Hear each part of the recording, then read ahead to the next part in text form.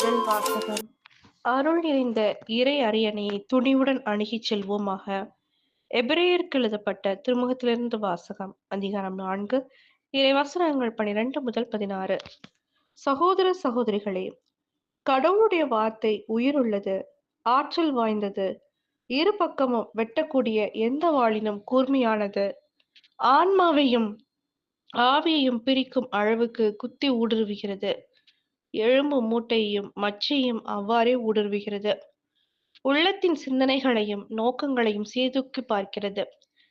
படைப்பு எதுவும் கடவுளுடைய பார்வைக்கு மறைவாய் இல்லை. அவருடைய கண்களுக்கு முன் அனைத்தும் மறைவின்றி வெளிப்படையாய் இருக்கின்றன. நாம் அவருக்கே கணக்கு கொடுக்க வேண்டும்.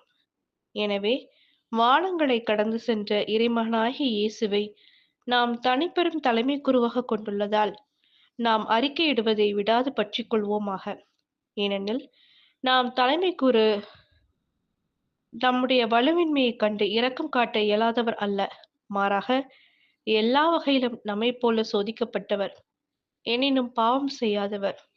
எனவே நாம் இரக்கத்தை பெறவும் ஏற்ற வேளையில் உதவக்கூடிய அருளை கண்டடையவும் அருள் நிறைந்த இறை அரியணையை துணிவுடன் அணுகிச் செல்வோமாக. இது ஆண்டவரின் அருள்வாக்கு. இறைவா மக்கு நன்றி. நற்செய்தி வாசகம். நேர்மையாளர்களை அல்ல, பாவிகளையே அழைக்க வந்தேன். மார்க் எழுதிய தூய நற்செய்தியிலிருந்து வாசகம். அதிகாரம் 2, இறைவசனங்கள் 13 முதல் 17. இயேசு மீண்டும் கடலோரம் சென்றார். மக்கள் கூட்டத்தினர் எல்லாரும் அவரிடம் வரவே அவர் அவர்களுக்கு கற்பித்தார். பின்பு அங்கிருந்தவர் சென்றபோது அல்பேயுவின் மகன் லேவி சுங்கசாவடியில் அமர்ந்திருந்ததை கண்டார். அவரிடம், என்னை பின்பற்றி வா என்றார். அவரும் எழுந்து இயேசுவை பின்பற்றி சென்றார்.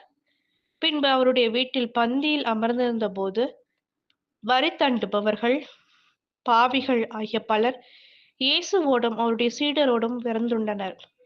ஏனெனில் இவர்களுள் பலர் இயேசுவை பின்பற்றியவர்கள்.